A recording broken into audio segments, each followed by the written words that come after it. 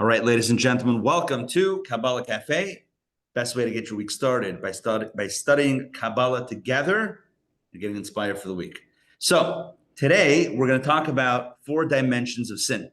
The reason why I call it 4 dimensions of sin is because the Midrash, the ancient collection of oral Torah wisdom, records that there was a conversation between God and 3, what would you call them? 3 angels? Not really angels, not angels at all. God and 3 perspectives, dimensions, realities, weighing in on what is the meaning and what is the consequence of sin. So what we're going to do is explore it. We'll ask some questions. We'll go through it. And we'll find out what God himself says about sin. Please take and pass. And I gave you too many. Please take and pass. Okay, I'm going to put this up on the screen. We're going to jump right into this text.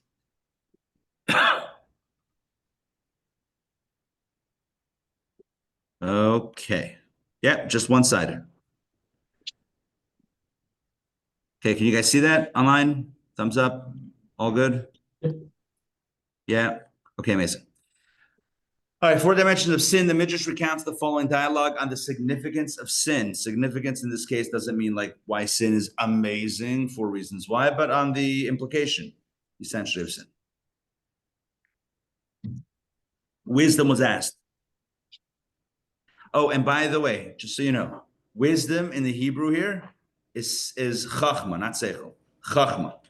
So chachma was asked, what is the fate of the transgressor? Wisdom replied, evil pursues iniquity. Okay, I probably should explain that this is not some sort of like weird fantasy, fiction type of conversation. But as you'll notice, each of the first 3 opinions or positions on the implication or significance of sin is followed by a source. The source of the first reply is from Proverbs. Who wrote Proverbs? David.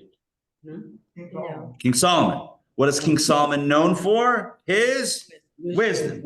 Good. In other words, when you want to know what sin is, and you ask King Solomon, who's the wisest of men, he will represent the opinion of Chachma, of wisdom. Now I'm going to start again. So wisdom was asked, as it were, what is the fate of the transgressor? Wisdom replied, evil pursues iniquity. Proverbs. Prophecy was asked. Well, now you know to look at the end, the source, right? Where's the source from? Ezekiel. What was Ezekiel? You guessed it. A Navi, a prophet. So the prophecy was asked, what is the fate of the transgressor?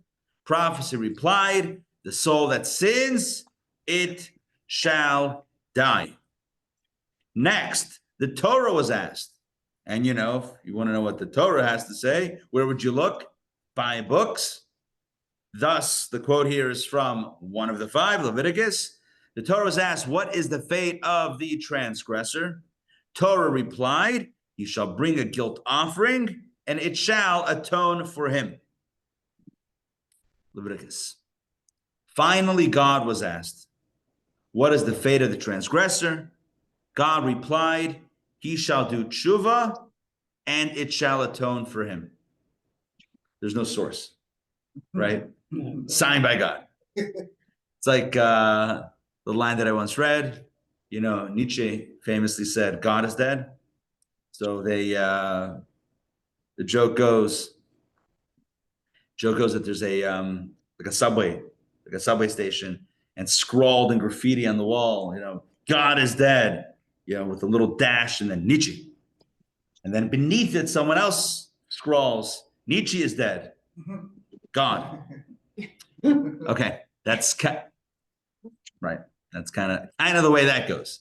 So here we have it. 4 positions on the implication and significance of sin. Wisdom says, what's with sin? Sin is, evil pursues iniquity. Prophecy says, the soul that sins, it shall die. Torah says he shall bring a guilt offering, it shall atone for him. God says he shall do tshuva, and it shall atone for him. So the question is, first of all, what do all of these mean? What's the deeper meaning of all of these? What are the lessons that it can teach us? And what's the difference between Torah and God? Torah says he shall bring a guilt offering and it shall atone for him. And God says he shall do tshuva and it shall atone for him. Isn't that the same?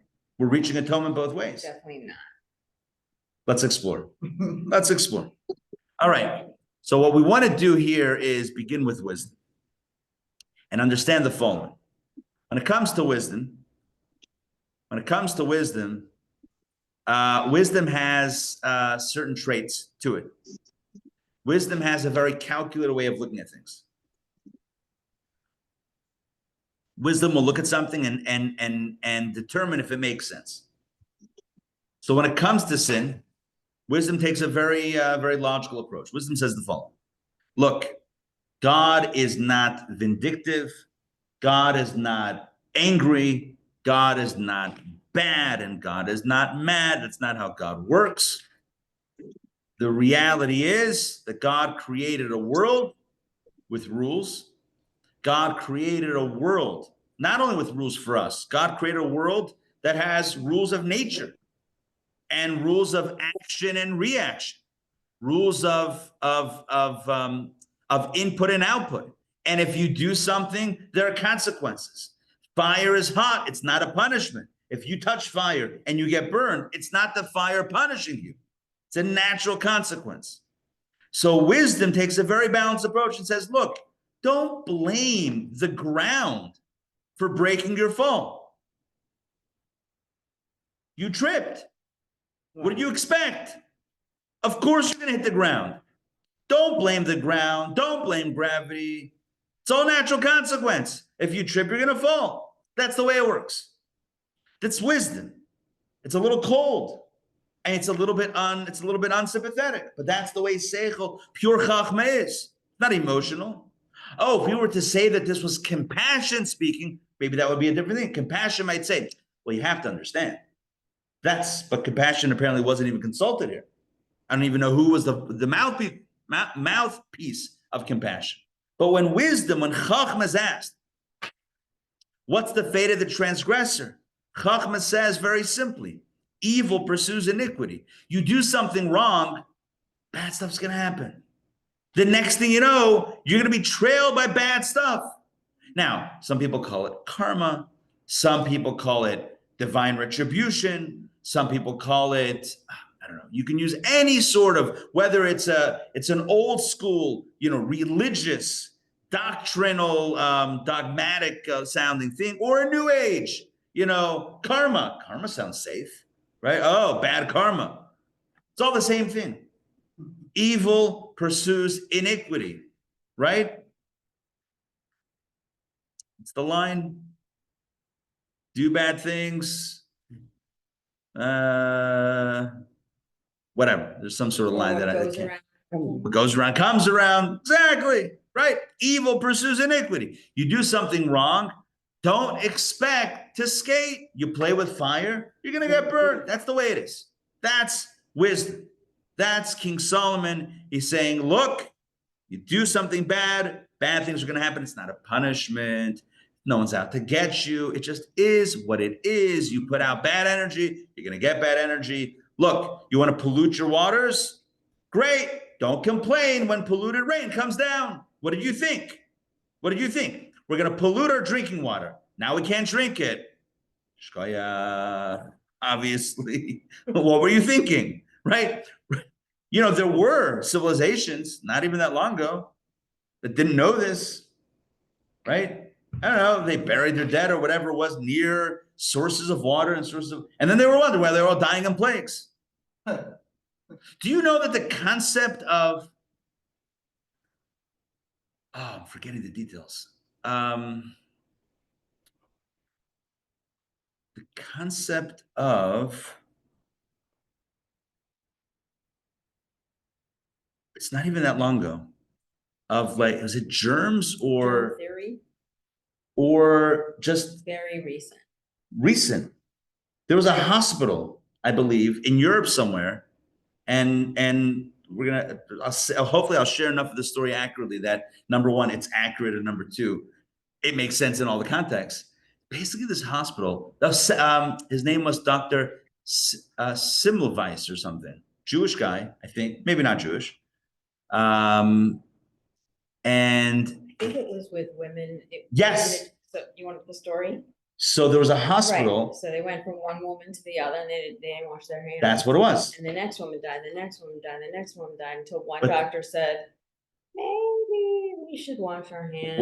I think there was a bit of a twist to the story. There was a hospital, so the mortality rate of women giving birth was sky high. It was like Yeah. 30-40%. It's insane how many women were Right. dying. And there was a doctor trying to figure out what's wrong. And the other doctors in the hospital said, listen, there's something, whatever. It's like they attribute it to like some fake news situation. And he's like, well, let's take a more critical look. And then he realized there's another part of the hospital. I think this is the other piece. Like they took bodies to the Well, morgue. there's another part of the hospital that was, what's it called again, where the mortality rate was like almost zero. And they were trying to figure out what's the difference.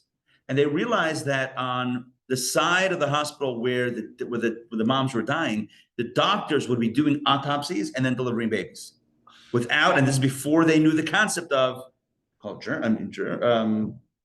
Yeah, germ theory. Germ theory, yeah. Before they knew the concept of gloves, washing, scrubbing, and no concept. So one part of the hospital, they only did deliveries. Women were fine. When he came, now he didn't know. He called it little bits of death. Little bits of death on the hands. He didn't know the science. He just figured if they're doing autopsies and people are dead, they're probably carrying little bits of death and then killing the mothers. He didn't know. He was right-ish, but he didn't know. He didn't have the science for it. Now, what happens to him? You would think, discovery, Lot as a hero. What happened? Run out of the hospital, shamed for the rest of his life. He died if I'm not mistaken, he died completely, slammed and demeaned by his colleagues. Part of the biggest reason is because what happens when you try to challenge an institution. I don't mean just the hospital, but an institution. Imagine you tell doctors, and it's not anti-doctor, I'm just saying. You tell anyone that the problem is you guys. No, it's not. Can't be us. It's got to be some sort of other situation that's outside of our control. Imagine the implication is that they've been killing these women all this time by not taking. Well, I mean, how would they have known? But that was the implication. They couldn't accept that, and so they threw him under the bus. Anyway, what's the point? I don't know. No, the point is, I probably got to this. Because there are consequences. There are consequences. I mean, it's not a punishment. It's just natural consequences. If you don't take the right precautions, I was saying, yeah, if you're not careful with germs and disease or whatever, and then people are going to get sick. That's the way it is. If you're not careful, problems are going to happen. You can't have a claim later. Well, why is this happening? Why am I being punished? I'm being punished. It's consequence. It's a natural reaction to the action that you took. So that is wisdom's take on iniquity. What is the idea of sin? What is the concept of sin? So wisdom says fundamentally sin is altering something within the matrix or pushing a button, right? Pushing a negative button, after which negative things will happen. That's what sin is. That's what wisdom says. Let's go on to the next one. I'm going to refresh it over here on our screen. Okay, prophecy was asked. What is the fate of the transgressor?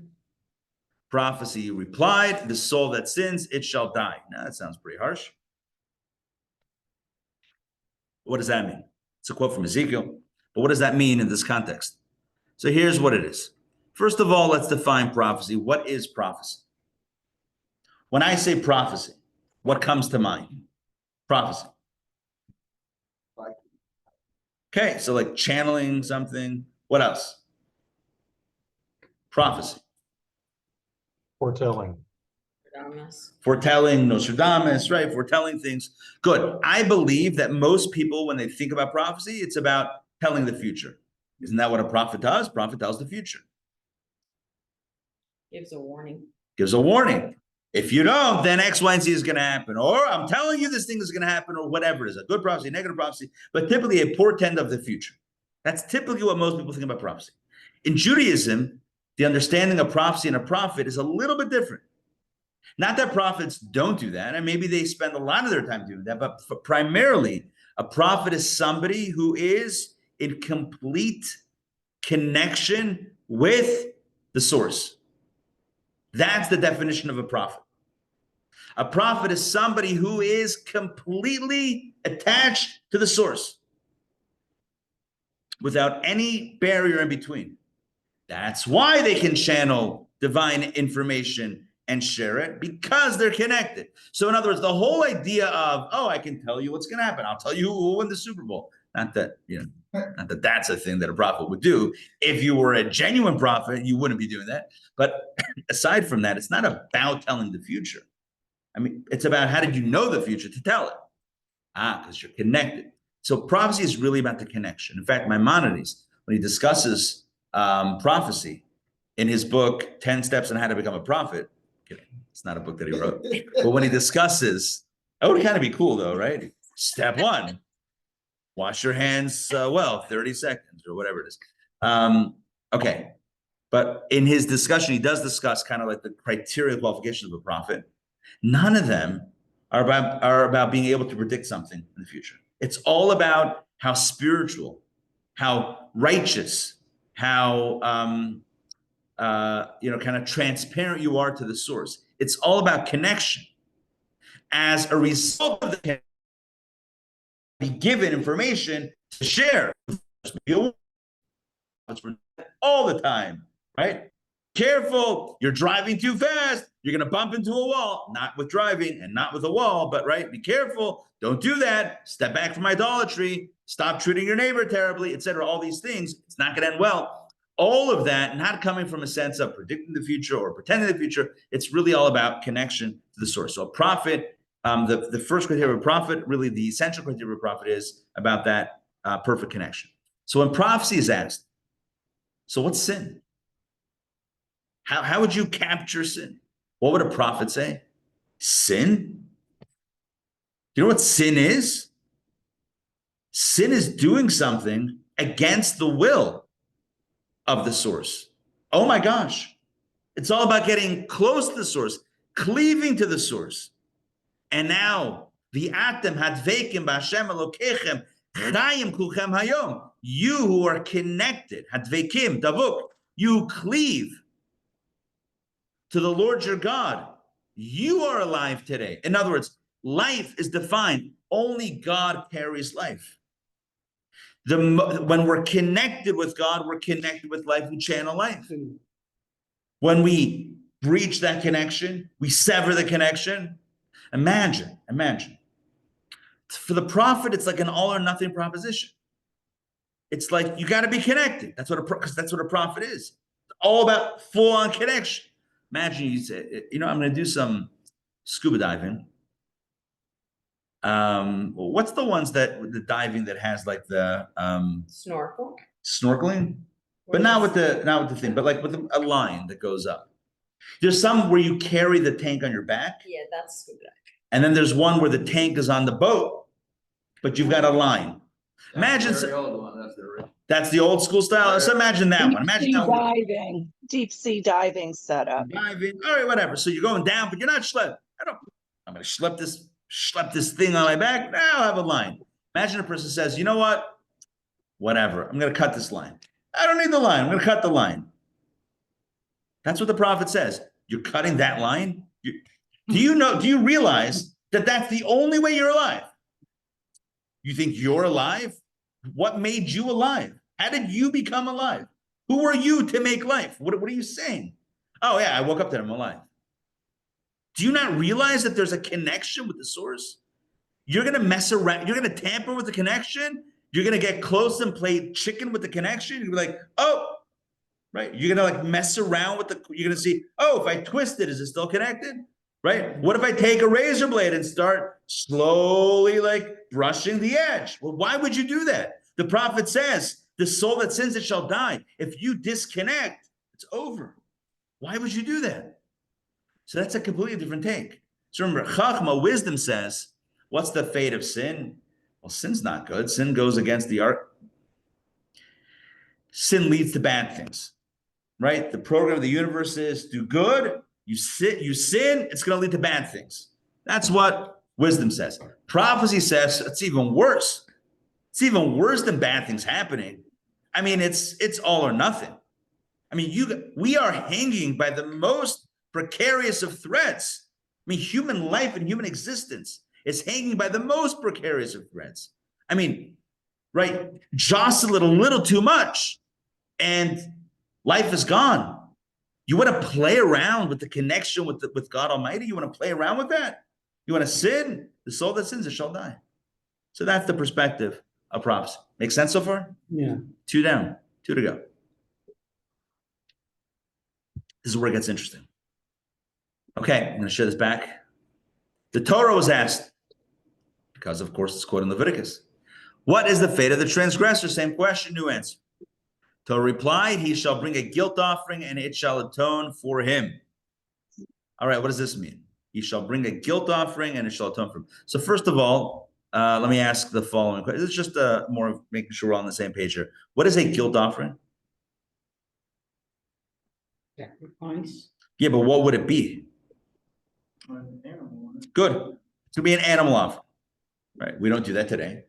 We have prayer instead of the offerings, but back in the day, in the book of Leviticus, which we're actually studying right now, in the weekly Torah portion, not chapter 5, but the book. So Leviticus begins, the first several chapters are all about various animal offerings for various occasions, right? Anniversaries, birthdays, I'm kidding. For various, right? Holidays, yesterday, right about the sacrifices for the holidays. We have Thanksgiving offerings, we have atonement offerings, we have guilt offerings, etc. So what does Torah say? Torah says, bring a guilt offering and it shall atone for him. I clarified, I believe in one of the Tuesday Torah classes, the difference between a sin offering and a guilt offering. Which sounds worse, sin offering or guilt offering? Sin offering sounds like, oh, you sin. The truth is, guilt offering is worse. Sin means you did the sin, but you didn't have in mind to do the sin. Guilt offering means you knew what you were doing. So sin offering could mean like, I didn't realize, I had no idea this was not okay. Like I thought this was totally a kosher pastrami situation. I had no idea that it wasn't. Or like I didn't even know that this thing was a problem on Shabbos, or that you shouldn't do this on a holiday, or that, I had no idea. Then you find out, like, whoops, sin offering. Because it's not about your guilt. You're not guilty, but a sin was committed. So you got to do something for the sin, but it's not guilt. It doesn't reflect on the person as much as it does on the act happening. You still have to clean up the mess, but it's not about your guilt. Guilt offering is worse. Guilt offering means, bro, you knew what you were doing. You still did it. Now but there's still an offering for that. There's still an app for that, right? Torah says, schlepping cow after cow, or the schlepping of the offering doesn't change behavior. Perfect. It's like Perfect. cows later. Right. Oh, Belinda's saying, 1 second. You're telling. Let me phrase it as a real gotcha question. It's like, what? You're telling me that if I schlep an animal, that's it? Get out of jail card? What is this? Right? What kind of shit? What kind of game is this? Belinda's not buying it. Truth is, neither do the commentaries. And this is where we're headed with this. What does it mean? He shall bring a guilt offering. You bring an animal and shall atone for him. Is that what Torah is saying? All you need is an animal, right? Just a download on the animal app. You go to Jerusalem. Anybody got an animal? I need a sheep. Quick! You bring the sheep. Chuck. It costs you $100. You're good to go. Is that what it is? All right. You know the story about the Jew who goes to confession, to the confessional booth. He figures what he has on his heart, like he like can't like show up and sit like Yom Kippur, like he can't show up. He has to take care of it, and where no one knows him. And just carrying this guilt. He's got to go where no one knows him. So he goes to the church. He goes to the confessional booth. Yeah, he slides in, whatever, they get in. He says, look, forgive me, Father, if I've sinned. And he begins listing his sins. And the man of God on the other side says, look, honestly, I mean, you're Jewish, right? I think you should be going to a synagogue. He's like, how'd you know I was Jewish? He's like, no one has ever come into the confessional booth with their attorney present. I like it. That, my friends, right? I like that. That's a great job. All right, but back to the content. Back to the content. So so what? You just bring an animal and that's it? But chick chock and we're good? Etch a sketch? No. How do you do it? Yeah, but I'm saying, but what is this? What does the No. Torah mean? Do it like Fine, but I'm just saying, but like, what is Torah saying? Bring a guilt offering, shall atone for him? What's the mechanism? What are we even saying? So the mystics explain the following, and the truth is, it's in all the commentaries they explain it's not just the animal. There's got to be an internal process, and if you don't do the internal process and you just bring the animal, it doesn't mean anything. So your instinct of like that, there's way more. Yes. But let's go even deeper. I don't even want to go through like the regular commentaries. Let's go straight to Kabbalah. So here's what Kabbalah says. What's the significance? What's the symbolism of the animal? Now, we all know this because we've discussed this so many times. Every human being has two souls. We have a godly soul and an animal soul. A nefesh elokis and a nefesh habahamis. A godly soul and an animal soul. What's the difference? The godly soul is the part of us that wants something higher, desires a deeper connection, desires to cleave to God, to cleave to the source, to be one with God. That's what the godly soul wants. And as part of that, it's less interested in self. It's not selfish, it's selfless. It's not self-oriented, it's other-oriented. It cares about God, it cares about purpose, it cares about meaning, it cares about other human beings, more than itself. It's not about survival, it's about sacrifice. That's the first soul. And what about the second soul? The animal soul is completely different. The animal soul is self-oriented, not evil. Survival. Instinct. I'm hungry, I'm going to eat. Right? I've said this countless times. No lion ever in history in the jungle was ever hungry and saw a vulnerable, lunch meal walking around and said, you know what? I'm going to order out. I'm going to order a salad. It never happened. You're hungry. It's there. You're going to eat it. For a person to do the same thing, just because you want it, so therefore you're gonna take something else that's not yours. What is that? I mean, we eat meat, whatever, but like the concept, right? So we have a part of us as human beings that is a little animalistic, that does have these animal tendencies, which is basically all about self-survival. The animal tendency is the part of us that says you gotta take care of yourself. You gotta worry about number one, because if you don't worry about yourself, who's gonna take care of you, right? You gotta live for you. You gotta be careful, which is not true. But it can't be the only voice inside. Because look, that's the voice that allows us to survive. If we didn't have that voice, maybe we would give away everything to the point that we wouldn't even be left. So it wasn't a mistake that God gave us the animal soul also. Like we need that for our own survival. It reminds us to take care of ourselves. But if that's the only voice that governs our behavior, it could lead to very self-serving behavior, which can be unpleasant for others and ultimately destructive to others and even self-destructive. So we need a good balance between the two. A little self-care from the animal soul, a little selfless behavior from the godly soul. Now, what happens when a person sins? Without getting into the detail of what the sin is, because it doesn't really matter, whatever the sin is, whatever that is, all it means at the core is that the person prioritized their want above what was right. That's what a sin is. A sin is that I am putting what I want, what I desire, what I feel like doing, I put that before what God wants or what the other wants or whatever it is, right? I'm putting myself before everything else. Now, not always is that bad. Sometimes it's good to put ourselves first. But when it ends up in sin, in something hurtful, well, again, that's typically where it's coming from. It's coming from me putting myself first. And that's coming from the animal. So here's what's going on. Here's what the Torah really means. The Torah says, take a second here. Okay. The Torah says, here's what we're going to do. I want you to take the animal and sacrifice it. This is an internal act in addition to an external act in the ancient times. This is an internal act. You're taking your inner animal and you're sublimating it, right? You are sacrificing it, meaning you're putting it, it's the right way to say it, you are giving it up on some level. You are surrendering it. You are sacrificing it. You're subduing it on the altar of recognition of a greater power than self. You're surrendering your ego to a higher power. Sounds like, right? Sounds like AA. Where did they get it from?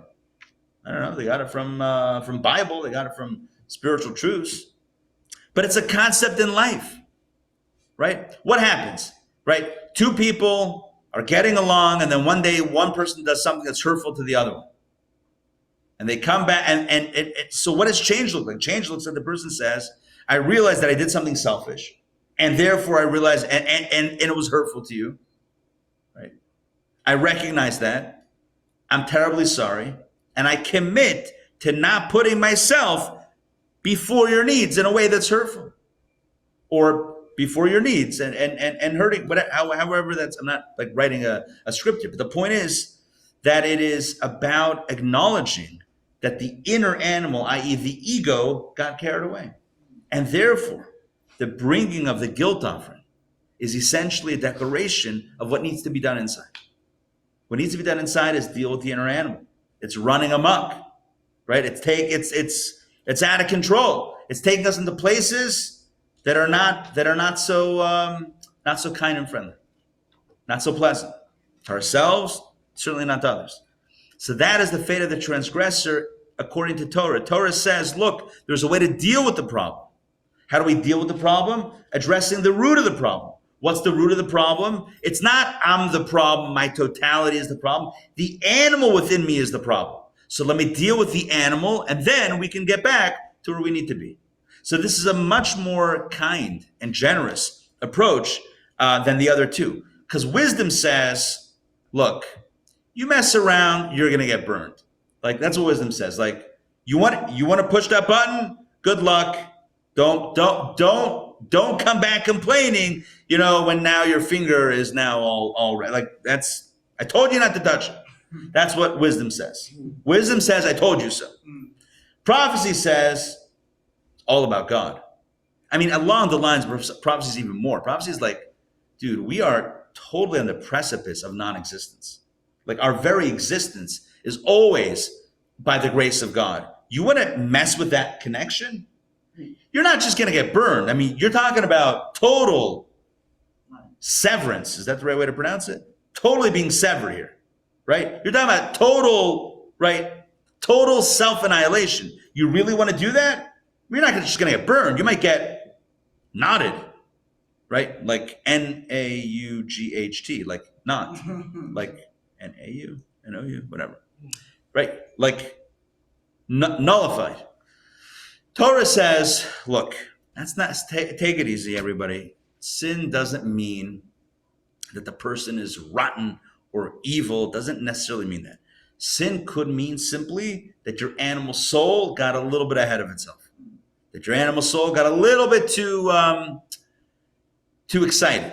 That your animal soul got a little bit, maybe you gave the animal soul a little too much leash. Is that what it's called? Leash? Yeah. Give a little too much leash.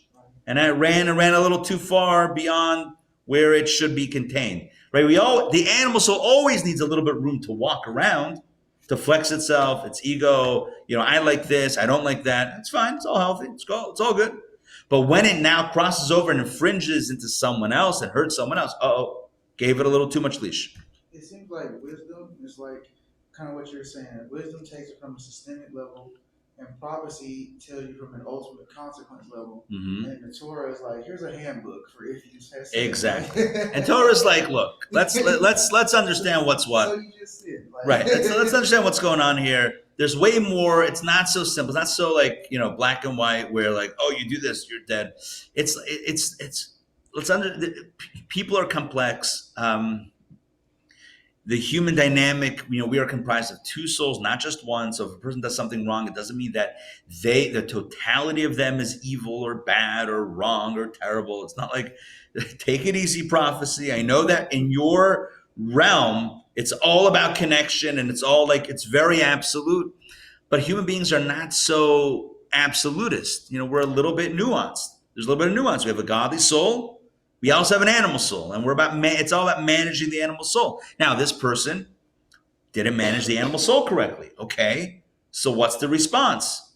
Let's try to help this person learn how to manage the soul correctly. It's not like throw out the person, not throwing it out. Let's try to get this a little bit more in balance. So you let the animal soul go. And by the way, Kabbalah talks about this all the time. Feeding the animal soul and giving it more and more leash, even in permitted areas, ultimately could lead to it roaming into the non-permitted areas. And the fact the Talmud says this, even in Kabbalah, it says this is the way of the Yetzer Hara. Today it says do this. Tomorrow it says do that. And then the third day it says serve idols. It's like, whoa, what was the this and that? It means like, step by step. You take one step, another step, and maybe not the third day, maybe the 333rd day, whatever it is. The point is, you have one line, you tiptoe across it, another line, tiptoe across it. And you might have made lines even with the realm of the permitted. To share an anecdote, a biblical anecdote about this, a story, of course, that we all know, which is Adam and Eve and the forbidden fruit. So the commentaries explain, and it's all based on verses, they share a different picture of that original story. And it's amazing. Basically, God had said not to eat from the fruit of the tree. Right. There's a debate amongst the rabbis as to who was the one that made an addition, but someone, either Adam or Eve, came up with something new. And they said, not only can we not eat from it, we can't even touch it. It's so treif, it's so not kosher, can't even touch it. Right? That was the origin of MC Hammer. No, it wasn't. All right. Can't touch this. Had to say the lyrics. So, right, can't. So what happens? The serpent comes along, the snake comes along. Natan, good to see you. Now we know it's Sunday. Now our Sundays are whole once again. All right. I got this for you. Okay. So like this.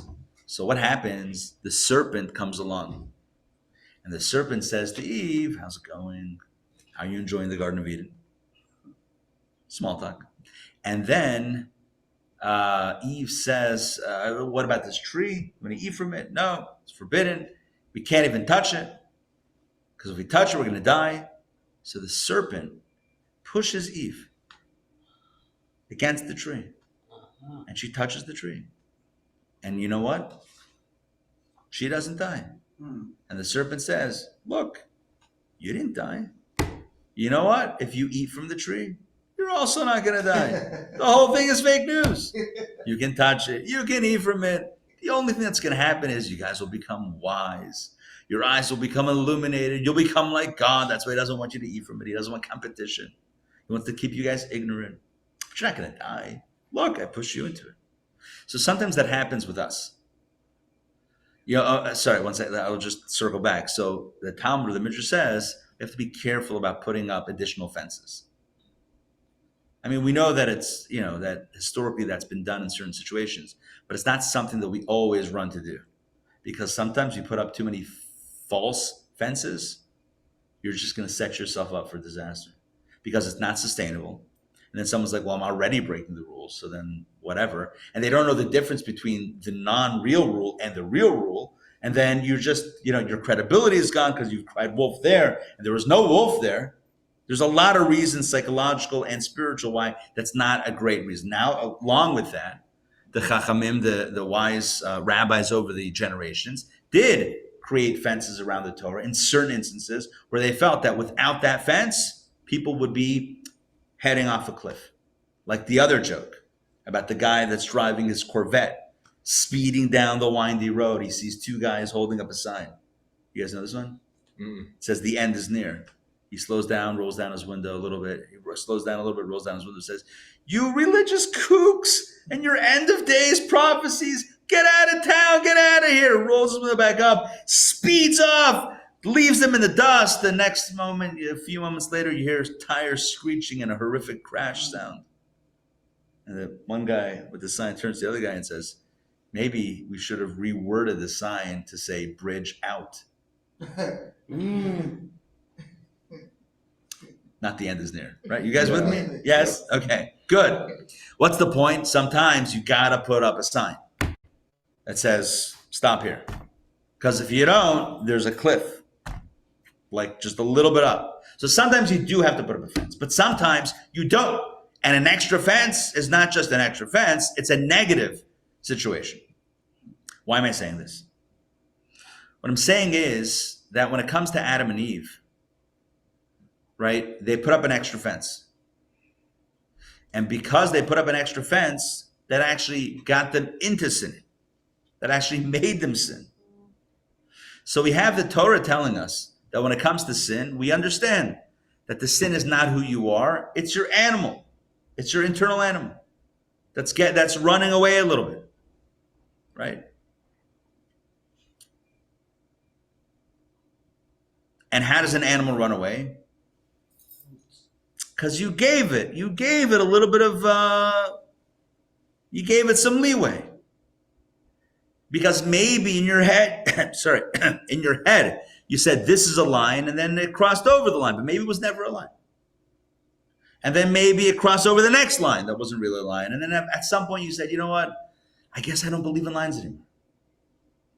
So hayom amar lo aseh kach. Today it says do this. Tomorrow it says do that. And then it says go and serve idols. You would never have gotten the person day one to serve idols. But how did you get them? By violating or by going over these other lines. Kadesh atzmacha b'mutar lach. Right? You got to be careful even within the realm of permitted. Yeah, because too much leash or too much, just not understanding where the boundaries are and what the boundaries mean can lead to situations that you find yourself and it's out of control. And you wonder, how did I get here? Or how did we get here? How did this get here? And you realize it's just somehow, it slowly got here. And so the Torah says, okay, all right, got it. I'm not going to talk about consequences. I'm not going to talk about death. We're going to talk about solutions. What are the solutions here? The solution is understanding the root of the problem. The root of the problem is the animal soul. Not the problem. But the area that needs to be addressed is the animal soul. Okay, the animal soul is getting has gotten a little bit out of its safe space. Good. Let's bring the animal soul back. Let's reorient the animal soul under the influence of the godly soul. Let's make sure that the godly soul is the big brother or big sister mentor of the animal soul instead of the other way around. That the human should walk the dog and not the dog should walk the human. Right? Sometimes you see a little kid trying to walk a big dog and you wonder who's walking who. Right? Because the kid is like being schlepped by the dog. That's like an animal soul that's gotten so big, and it's like, well, I don't know how to rein this in anymore. So this is okay. So now you got to bring a guilt offering and it shall atone for him. Meaning, Torah says you got to reorient everything. You got to recalibrate. What does the navigation say? Recalibrating? No. Remapping? Rerouting. Does it say that anymore? It does. Still does? It still says rerouting. Remember those? I keep the voice off. I also keep the voice off. I kick every 5 seconds. Yeah, you're on call. It's like, turn right in 300 feet. Turn right in 150 feet. Turn right now. You missed your turn. Like, all right, Genugschein. I'll see it. And if I mess up, you know what I love about it? It just tells you how to pick it back up. It's okay. That's actually the good thing about GPS.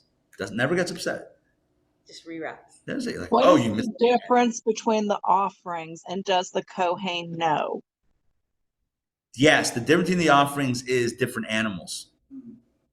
Excellent question, Eva. There are different animals that were used for the different offerings, like a sin offering or a guilt offering. It would be a different type of animals. Now, what those animals were, we would have to open up a chumash and look at the verses. I don't have that committed to memory. But would the Kohen know?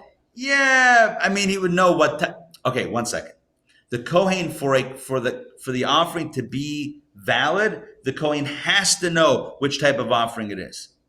This is definitely not an anonymous thing vis-a-vis the type of offering, but the specific indiscretion, that was something that was. There was, by the way, a vidui confession.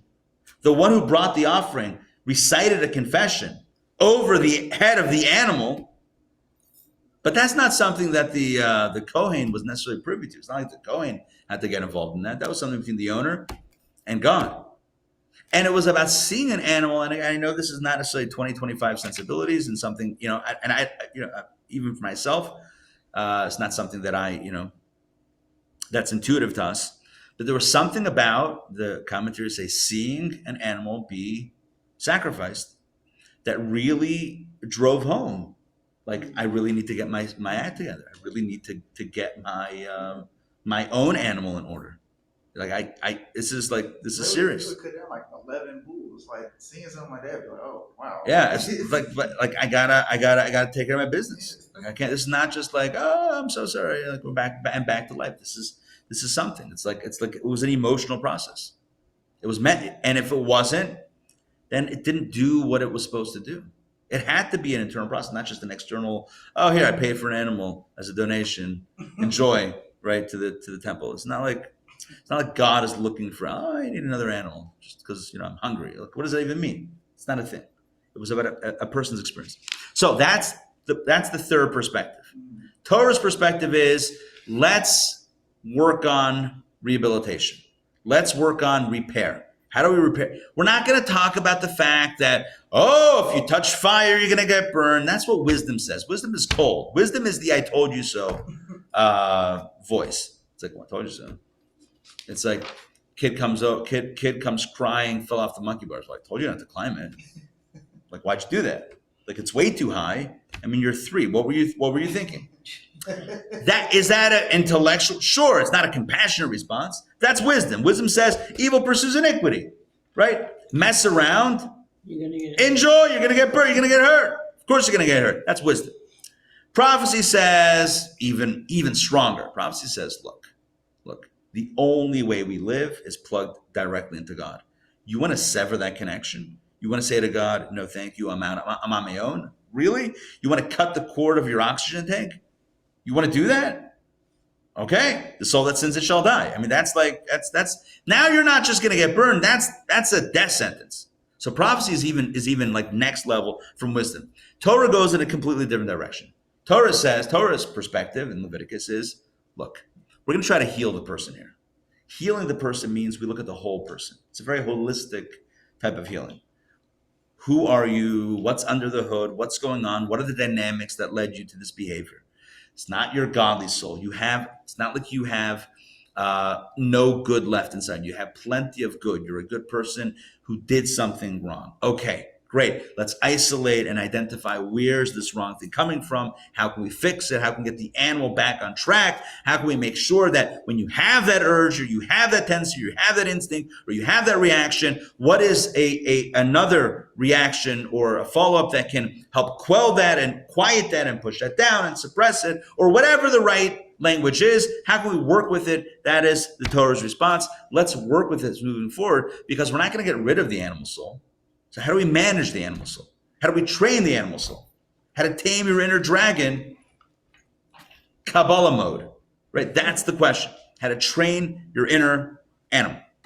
God. Perspective number 4.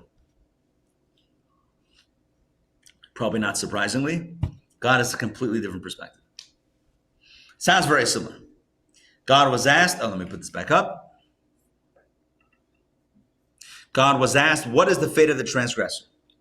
God replied, he shall do tshuva and it shall atone for him. Okay? So one might ask, it seems like we're ending in the same place. It shall atone for him, it shall atone for him. Sounds like rehabilitation also. But instead of a guilt offering, he shall do tshuva. Tshuva sounds like, I don't know, we say I'm sorry. I mean, I don't mean to downplay that. Say I'm sorry. But is it the same thing? Is it different? How is it different? Just saying you're sorry. Well, I don't know. Tshuva means repentance, but what does that mean? It's just another word that we don't know what it means. It's like tefillin means It's phylacteries. an actual metamorphosis from, it's beyond just reorienting the animal soul. Transformation. It's transformation. Let's look at tshuva from a deep Kabbalistic idea, perspective. To understand this, we need to explain something as another fundamental Kabbalistic truth. Things in this world are divided into three categories. Everything in this world is under one of three classifications. Either kedusha, holiness, or two classifications, and then we'll split one into two. Two classifications: kedusha, holiness, or klipa, which means shell. So either it's holy or it's shell. Now let me just explain those two, because shell, like what? What's a shell? Klipa literally means shell, but we need to translate the concept, not just the word. So kedusha means what, and for that matter, what does holy mean?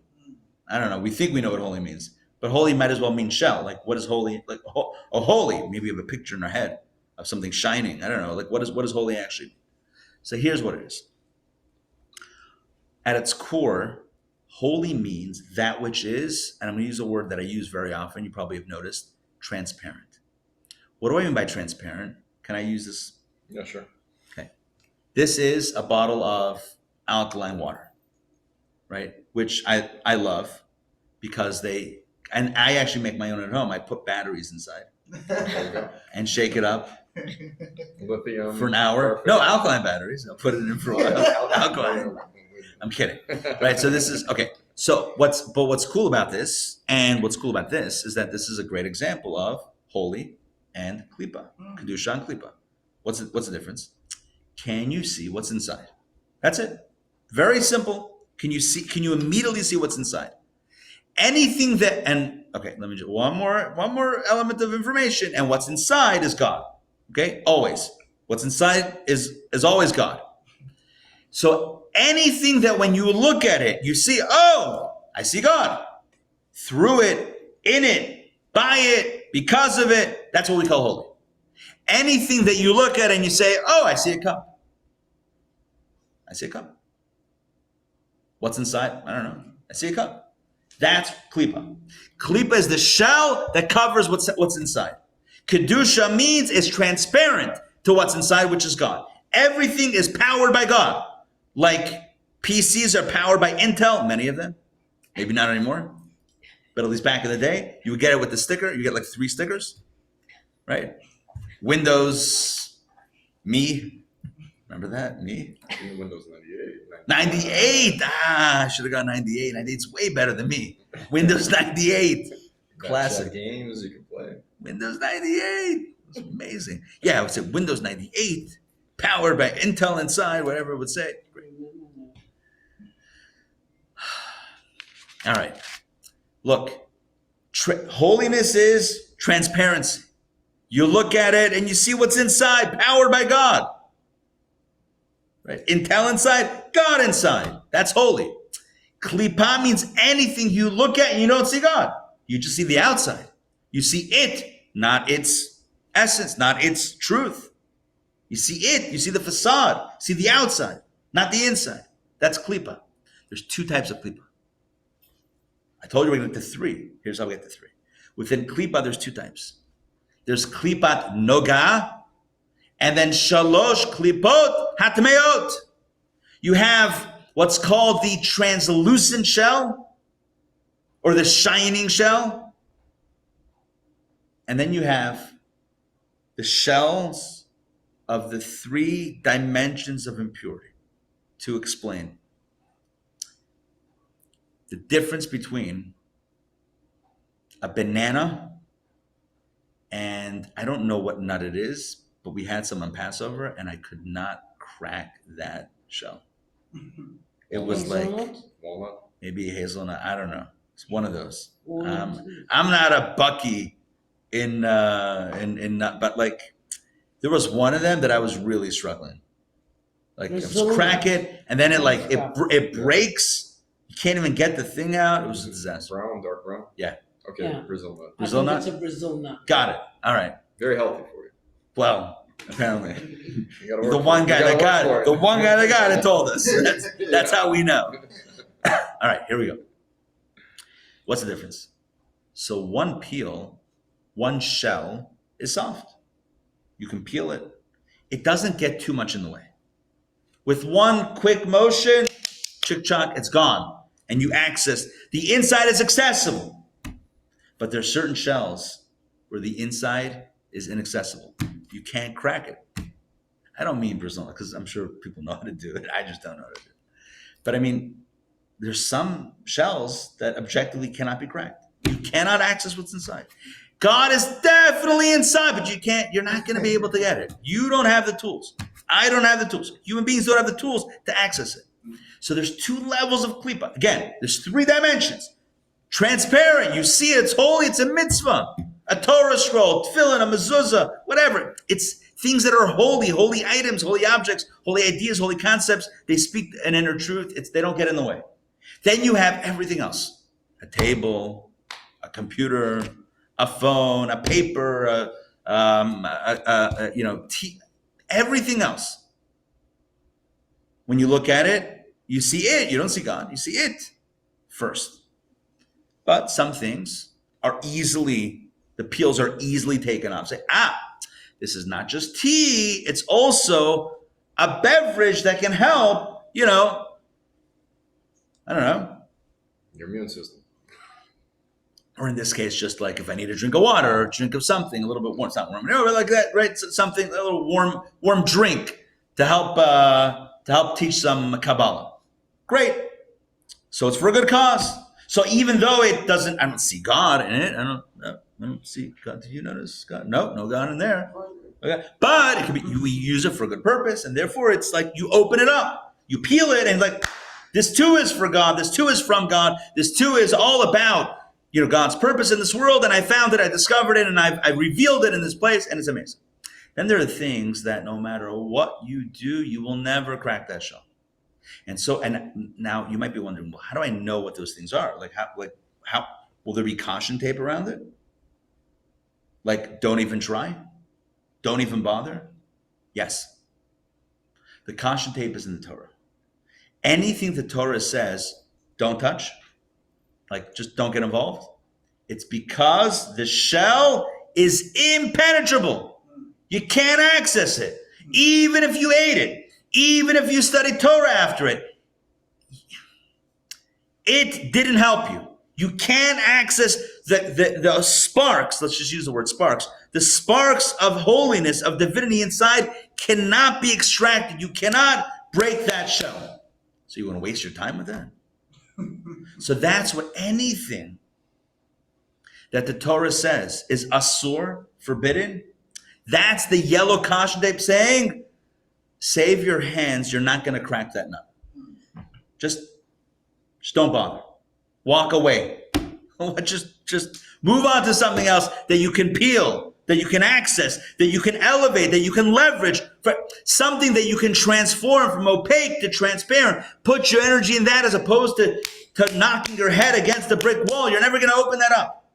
So the things that are forbidden are called asur. Asur in Hebrew also means tie down, lock down. It's encrypted. You're never going to decrypt it. It's like a cryptocurrency wallet. You forgot the password. The guy that has billions of dollars in crypto and can't access the wallet. You have an actual physical drive. You can throw it against the wall. You're never gonna get the contents out. You don't have. You're never gonna get it. Now, do you have to go through that process? Well, hold on. Once we're not done. We're far from done. We're leading up to a mind-blowing reveal. Mutar, things that are permitted, means literally in Hebrew, mutar means untied, untethered, tying tying something physically, a knot, is called asur, knotted down, tied down. It's impenetrable. You're not going to access it. Mutar means it's untied, meaning it's accessible. So we have holy things, things that are untied and things that are tied, and our job is to deal with either the holy things or with the untied, not yet holy things, to make them a little bit more holy, to show how this too, a bagel, I don't see God, it's not transparent to God, but if I use a bagel to get me excited about coming to study Torah, or gives me energy to stay awake for an hour and whatever it is to study some Kabbalah, great, Dayenu, it's done its job, great, part of the God squad, I revealed it. However, something else that's forbidden, if God says it's forbidden, that's God saying, I've locked this down. Don't be smarter than me, God says. Don't think that I'm going to hack the system. Someone who follows the rules is called a tzaddik. Right. A tzaddik is someone who knows what's transparent, knows what's translucent, not perfectly transparent, but accessible, and knows what is off limits, knows when to hold him, knows when to fold him, knows when to walk away, and knows when to run. That's what tzaddik is. Love it. But then you have another persona, and that's the persona here. Then you have not a tzaddik, a Baal Tshuva. Yes. Oh, and the Talmud says, "B'makom shabal tshuva omdim ein tzaddikim gemurim yocholim lamod sham." In the place where Baal Tshuvot stand, a perfect tzaddik cannot stand. What does that mean? What's a Baal Tshuva? Here we go. Baal Tshuva is somebody who ignored the caution tape and who went for the unpenetrable item. Not for a good reason. Not because they were going to be the heroes to crack it open once and for all and pull out the sparks. No, because it looked good. Because they wanted it. Because whatever. Because they didn't care about, sparks and holiness and transparency and klipa. What klipa shmipa? Get out of here. This looks good. I'm in. Klipa. Seriously. Yeah. Go klipa me, a violin or whatever it is. I don't know. Right? Cry me a klipa. I don't care about klipa. Just went in.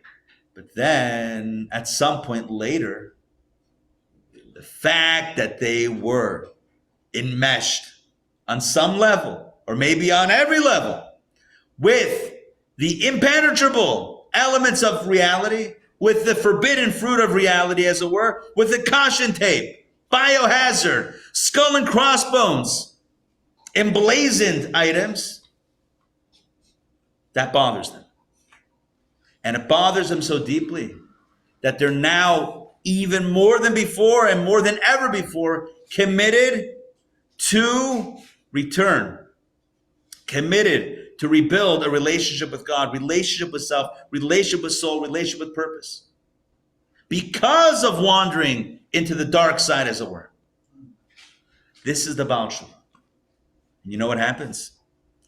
The impossible happens. Those sparks, those contents that were locked down, that you could never open, now that you've done it, and now that has become the catalyst for your spiritual growth, guess what? You can turn around and say, you know why I'm where I am? All because I wandered into that item, into that territory, into the forbidden lands. It's all because of that I'm here. Turns out, those sparks have become realized. Here's what it means. If you directly go for the sparks, chisel and a hammer, you will never access it. It's only in retrospect, having done it and being propelled because of it, it's only in hindsight that you can say that, wow, the energy in the negativity is what propelled me forward, and thus I have reclaimed the negativity. And God says, not that I would ever tell someone to go in there only to get out and drag that with you. I would never tell that, because you can't go in.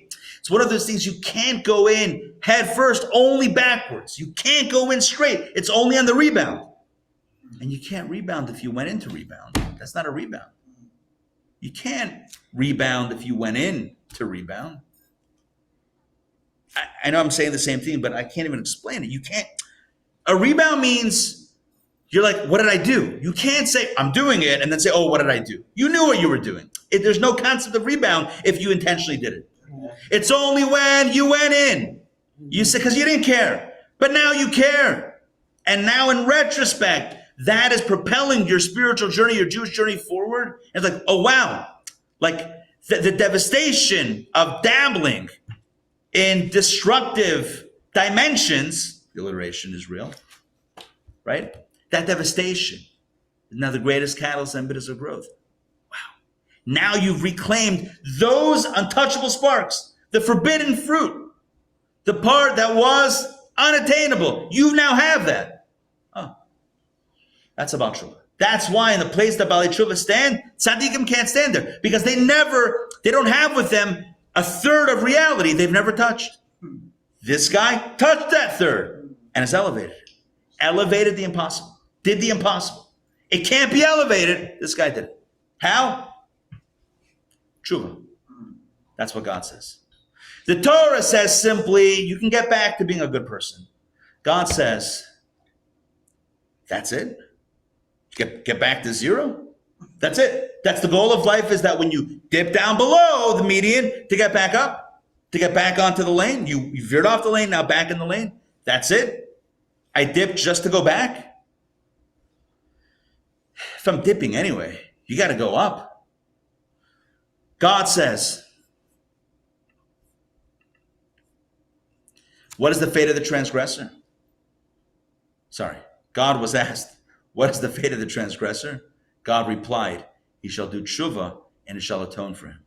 And I know it ends with the same word, atone for him, but it's a completely different experience.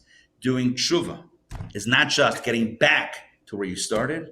It means leaping head and shoulders, leaping dimensions upon dimensions, realities upon realities, universes far ahead from where you were. Before you could only touch transparent holiness and translucent klipat noga. Through tshuva, you can also come back and have claimed also shalosh klipot hatmeot legamri, the three completely impure dimensions. You can take them with you as well. And God says, now you know why I created sin. Because if there was never sin, there would never be this opportunity. So wisdom says sin, it's dangerous. Prophecy says sin, it's deadly. Torah says sin, you can work on yourself to fix it. And God says sin, it's the greatest thing that ever happened. If done right. If tshuva done right. Thank you very much for joining me this morning for Kabbalah Café. Hope this made sense. So what we did today was, in summation, we reviewed a very cryptic midrash, 4 dimensions, explaining it on many levels, and hopefully walked away with a deeper understanding of purpose and really God's view for all of us and how growth is never limited. I have a question. Yes. Erev Yom Kippur, we as a family always did kapporos. As a child. With chickens. Don't even talk. I'm terrified of birds. My aunt used to have like a chicken. That's not. Yeah. My father had. No, it's a custom. My father and my uncle had the It's a rooster, full the of white. Yes. And then we did the chicken, and they were all lying in the place, and then we would take it to the shofar. Yeah. But Linda mentioned that we shouldn't do it. Now I do it with coins. Yeah. So people do it with money. Some people do it with Right. fish. Some people still do it with chickens. Right. I do it with chickens. I don't know. That's how I grew up. Right. It's a custom, but the custom can be done in many different ways. It's symbolic and it's a custom. There, okay. My grandfather. I have different memories. I actually have a warm and fuzzy memory of this Oh. because my grandfather, whose yahrzeit is today, my grandfather's yahrzeit is today. Tzvi Hersh HaKohen ben Chaim Yeshaya. May his neshama have an aliyah. He was a big inspiration in my life. He'd be very proud of you. Taught me everything I know. And he was, in addition to being a sofer, he was a scribe and a teacher and an amazing man. He was the gabbai of the shul. Wow. And can you imagine in that position? I never heard him speak negatively about anybody in shul. Like, never, just the sweetest human being in the world. Like, amazing. But he was also shochet. And he had he was a place where he would shecht chickens on Murray Avenue in Squirrel Hill. That's the main drag. I remember. You know Pittsburgh a little bit? No. But the concept, yeah. Greenberg's Poultry and Kaparas. So we bring it to him. So I have a fond memory because it was my mishpacha. I used to go after, on Sunday mornings to hang out with him in the shop. So I have it, but I understand. I can understand I can relate to the birth. Yeah, I can relate to the trauma. I can appreciate the trauma, but I have a different experience. And I still do it, And I have the book. I'm sure you would know it. The Jewish Woman in a Home by Hyman Gold. That's like my Bible. We follow it, and it's like, oh my gosh. But I always wanted to know because I made sure to remind my kids, go do it. And then I wrap it in because we were told when you do the coins, you mustn't touch it. So we Right. and then we give it to Siva. So you're amazing. You really are. Well, my pleasure. Glad you enjoyed it. All right, Ellen. Thank you. I appreciate that. Ellen, thank you for joining. Tom, thank you for joining. Hope you enjoyed. Eva, great to see you. Hope to see you tomorrow. Hope you can make it tomorrow for our Monday morning lunch and learn. Matt, hey, perfect timing, man. As I'm calling you, boom. How's Kansas? Oh, it is terrific. Springtime is coming, grass is growing, so everything's beautiful outside. Love it. Mariana, great to see you. Great to see your grandson. Oh, nachas. So sweet and so precious. Amazing. Give my best and my love to Alex, please. All right? From all of us here. Thank you very much. My pleasure. Jackie and Lisa, Renata, it's great to see you before and great to have you on. Good to see you guys. Have a wonderful week. Shavua tov.